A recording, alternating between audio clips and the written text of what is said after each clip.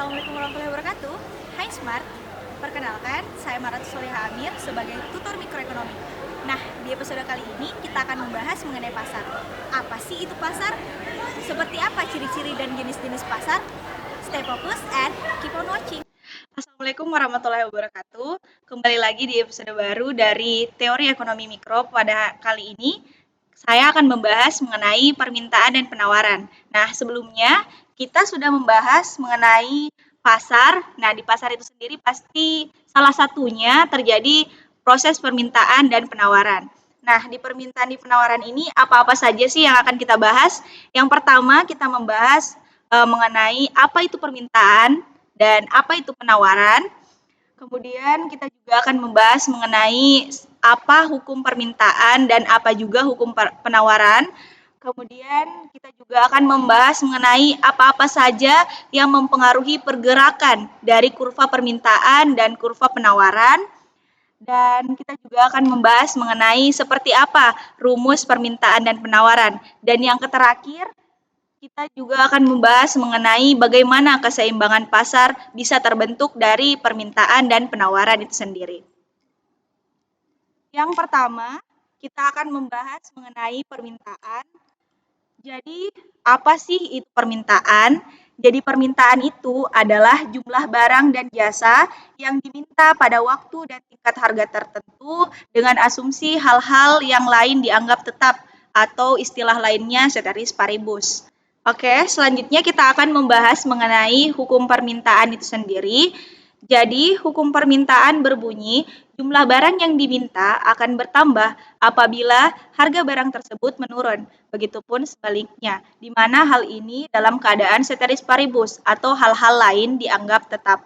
Dari hukum permintaan, maka kita dapat menggambarkan kurva seperti ini. Nah, kurva permintaan itu sendiri dia bergerak dari kiri atas ke kanan bawah. Kenapa seperti itu? Karena jumlah permintaan yang diminta itu sangat dipengaruhi oleh harga itu sendiri. Semakin tinggi harga, semakin sedikit jumlah kuantitas barang yang diminta. Semakin murah harga barang tersebut, maka akan semakin banyak kuantitas barang yang diminta. Maka dari itu, pergerakannya bergerak dari kiri atas ke kanan bawah. Contoh dalam kurva ini, ketika harga barang tersebut memiliki harga 25.000, maka jumlah barang yang diminta itu hanya sebesar 1. Sedangkan ketika harganya sebesar 5.000, maka jumlah barang yang diminta itu sebesar 5. Sangat beda sekali ketika harga barang tinggi, jumlah barang yang diminta sedikit, ketika harga barang tersebut rendah, jumlah barang yang diminta justru banyak. Itu permintaan. Nah, kuantitas barang yang diminta itu cenderung menurun apabila harga naik disebabkan oleh dua alasan. Yang pertama yaitu efek substitusi. Efek substitusi itu di mana apabila harga suatu barang naik, maka pembeli akan mengganti barang lain yang serupa yang memiliki harga yang lebih murah. Nah, efek selanjutnya yaitu efek pendapatan, di mana jumlah pendapatan yang dimiliki oleh seseorang akan mempengaruhi seberapa besar kuantitas barang yang diminta. Biasanya ketika pendapatan orang lebih banyak, maka mereka akan meminta barang yang lebih banyak juga. Nah, selanjutnya kita akan membahas mengenai change in quantity demand. Nah, sesuai dengan hukum permintaan yang telah saya bahas sebelumnya, maka kita dapat katakan jumlah barang yang diminta itu berlawanan dengan perubahan harga barang tersebut. Hal itulah yang menyebabkan kurva permintaan itu memiliki slope negatif. Telah digambarkan sebelumnya bagaimana slope-nya, dia bergerak dari kiri atas ke kanan bawah. Kalau gambarnya seperti ini, dia bergerak dari kiri atas ke kanan bawah, seperti itu. Nah, maka dari itu secara matematis permintaan dapat digambarkan sebagai berikut, di mana QD itu sama dengan fungsi dari P ceteris paribus. Maksudnya bahwa permintaan dipengaruhi oleh harga di mana dalam keadaan ceteris paribus atau hal-hal lain dianggap tetap. Seperti itu. Selanjutnya kita akan membahas mengenai apa-apa saja atau faktor-faktor yang mempengaruhi permintaan. Yang pertama yaitu pendapatan, di mana pendapatan seseorang sangat mempengaruhi permintaan seseorang terhadap suatu barang dan jasa. Kemudian selanjutnya yaitu selera, di mana perubahan selera itu sangat mempengaruhi permintaan. Misalnya menurunnya selera seseorang terhadap suatu barang menyebabkan turunnya permintaan terhadap barang tersebut. Hal ini dalam keadaan ceteris paribus, begitupun sebaliknya. Kemudian yang ketiga yaitu harga barang-barang yang ada hubungannya dengan barang yang bersangkutan. Yang pertama yaitu barang komplementer atau biasa disebut sebagai barang pelengkap yang melengkapi barang satu dengan barang yang lainnya. Misalnya teh dan gula. Ketika harga dari gula itu naik, maka permintaan akan teh menurun. Hal itu dikarenakan karena gula itu merupakan barang pelengkap untuk teh. Kemudian selanjutnya yaitu barang substitusi atau biasa disebut dengan barang pengganti yang dapat mengganti barang lain yang sejenis. Misalnya antara teh dan kopi, di mana ketika harga teh itu meningkat, maka konsumen akan beralih ke barang lain yang sejenis, yaitu kopi, yang menyebabkan permintaan akan kopi meningkat karena kopi merupakan barang pengganti dari teh itu sendiri. Kemudian bagaimana sih kurvanya? Nah, kita mengasumsikan bahwa harga itu dia tetap. Jadi saya akan memberikan contoh bagaimana pergeseran kurva akibat faktor-faktor yang mempengaruhi permintaan ini. Salah satunya yang akan saya ambil contoh yaitu pendapatan. Kita gambar kurvanya. Jadi kita mengasumsikan bahwa harga dari barang ini yaitu tetap. Saya mengambil contoh ayam, quantity dari ayam, price dari ayam. Kita menganggap price-nya itu tetap. Kita gambarkan seperti ini. Nah, maaf. Kita gambarkan seperti ini. Jadi, mula-mula permintaan dari ayam itu dia misalnya sebesar 5. Ini kita anggap sebagai D1. Kemudian ketika seseorang memiliki pendapatan yang bertambah atau pendapatannya itu meningkat, maka akan menggeser kurva permintaan itu sendiri ke kanan. D2 dan menambah jumlah ayam yang diminta misalnya sebesar 10. Seperti itu. Jadi, dapat kita ketahui atau dapat kita asumsikan bahwa ketika pendapatan seseorang itu meningkat, maka mereka juga akan meningkatkan permintaan terhadap suatu barang. Contohnya itu adalah kuantiti dari ayam itu. Dengan asumsi bahwa harga dari ayam tersebut tetap, ketika pendapatan mereka meningkat, maka mereka akan menambah jumlah ayam yang akan diminta dari sebelumnya 5 menjadi 10 sehingga menggeser kurva permintaan ke kanan dan membentuk kurva permintaan yang baru dari D1 ke D2 seperti itu.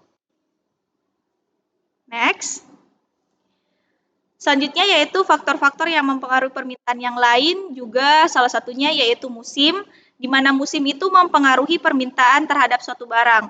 Misalnya, permintaan payung dan jas hujan yang akan meningkat pada saat musim hujan yang akan menggeser kurva permintaan keduanya ke kanan dengan asumsi ceteris paribus. Nah, mari kita gambar kurvanya. Jadi seperti ini.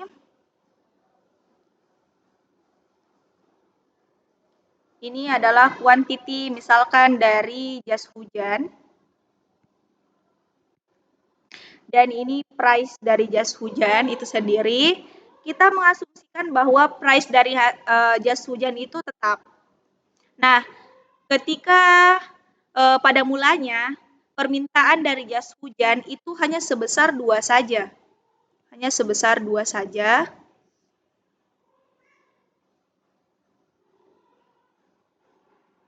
Hanya sebesar 2. Jadi kurva demand-nya itu seperti ini demand pertama. Ketika terjadi musim hujan, maka permintaan akan jas hujan itu meningkat sehingga menggeser kurva permintaan dari D1 menjadi D2. Seperti ini. Dia menggeser kurva permintaan dari D1 ke D2 sehingga jumlah permintaan akan jas hujan itu bertambah, misalnya menjadi 8 akibat karena perubahan musim dari musim kemarau menjadi musim hujan, sehingga menggeser kurva permintaan ke kanan dari D1 ke D2 seperti itu.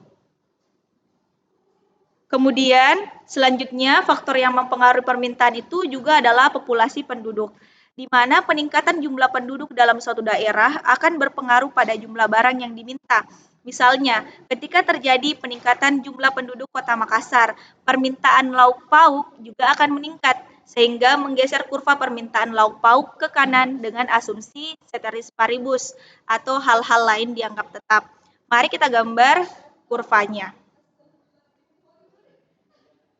Jadi, misalnya seperti ini,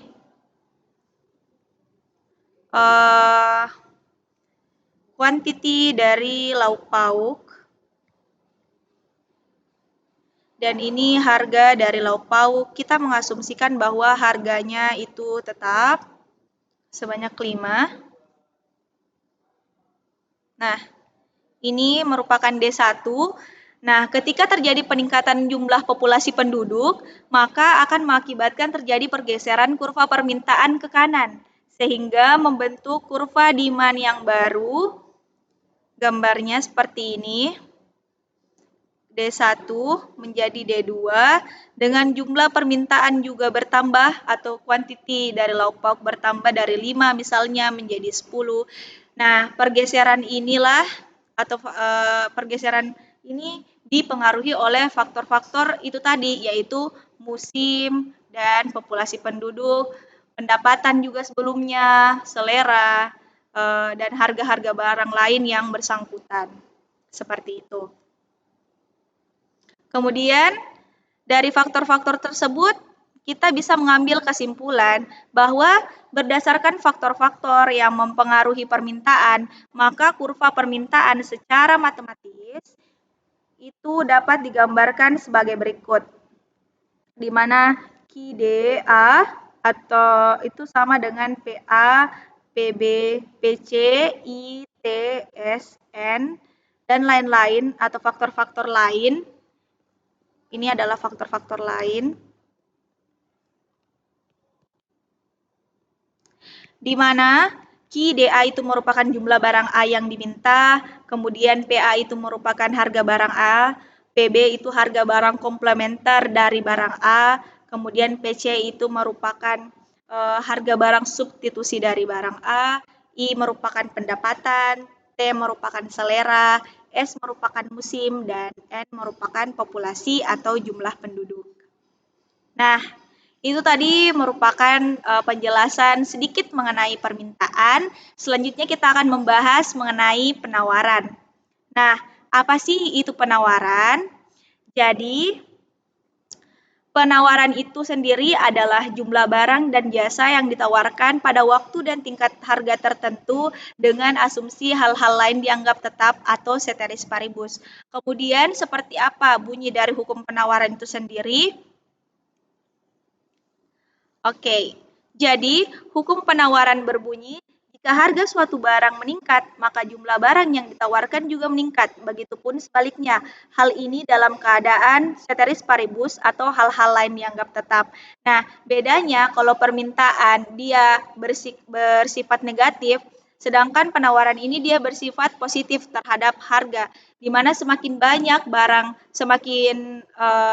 barang yang ditawarkan, maka harga barang tersebut juga meningkat.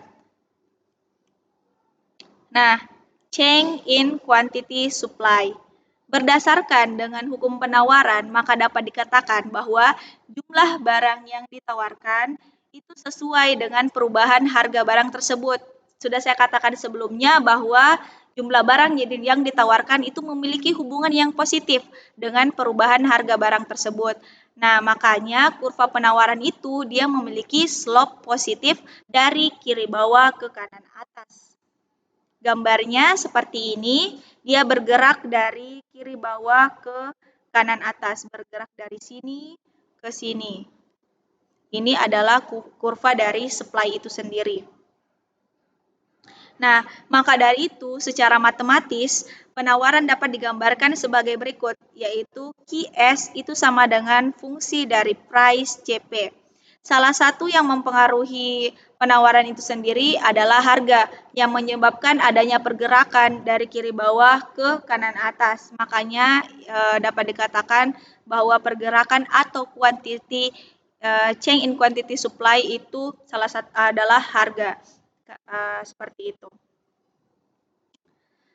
Selanjutnya, apa saja faktor-faktor yang mempengaruhi penawaran?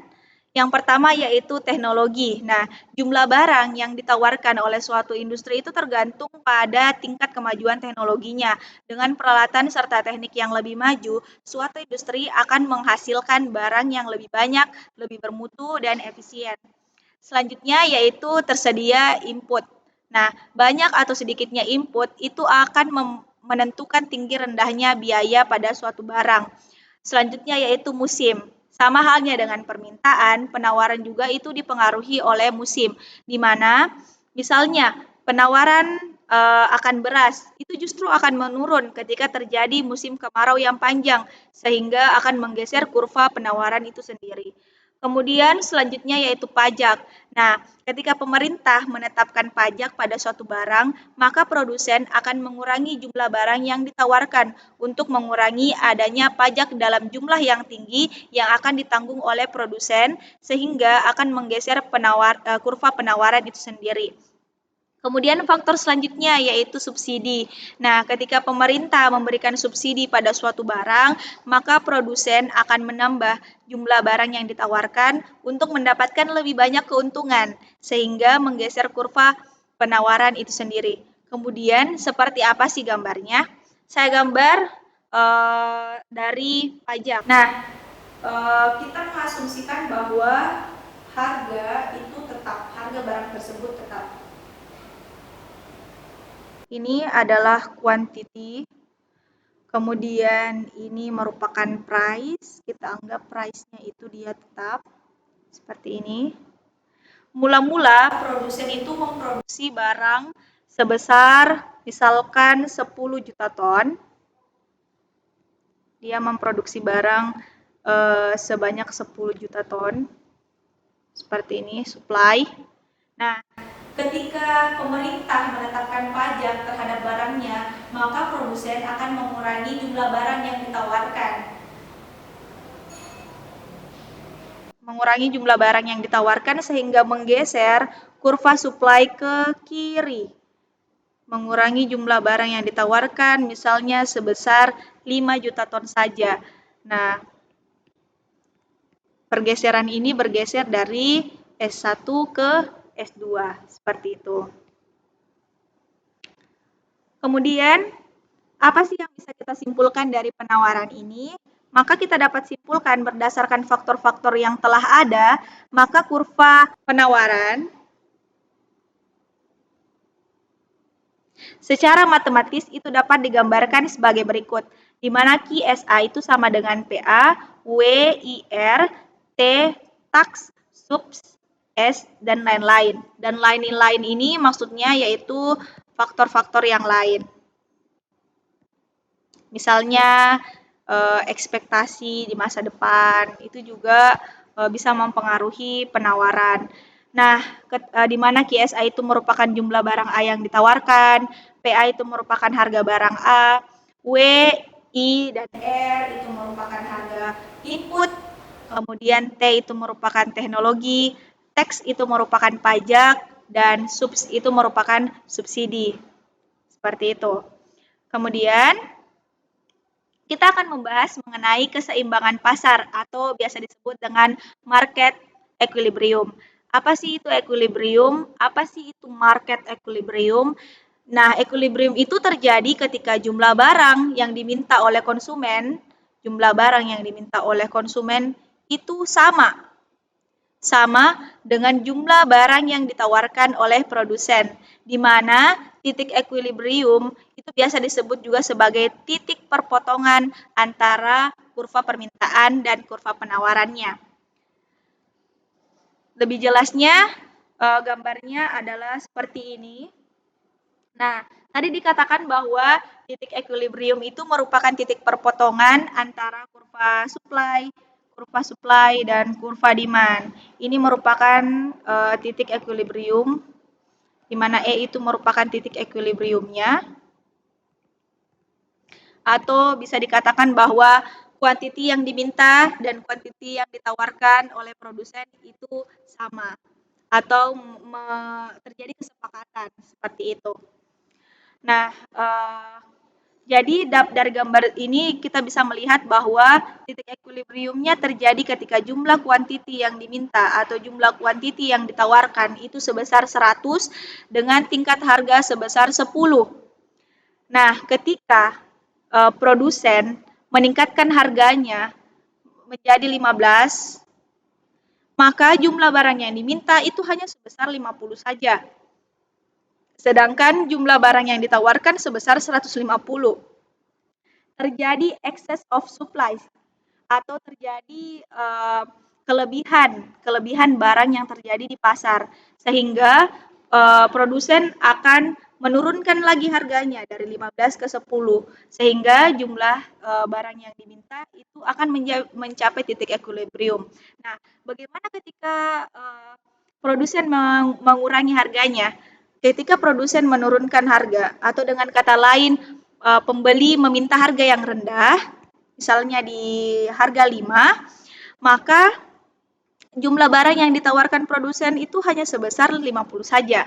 Sedangkan jumlah barang yang diminta itu sebesar 150, dan itu pasti akan merugikan produsen itu sendiri, dan terjadi shortage atau excess of demand.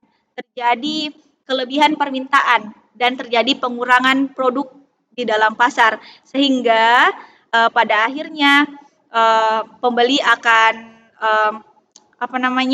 menerima harga sebesar 10, akan kembali lagi ke titik equilibriumnya, dan kembali juga produsen akan kembali lagi memproduksi atau kembali menawarkan barang sebesar 100 dan mencapai titik keseimbangan di titik E, seperti itu.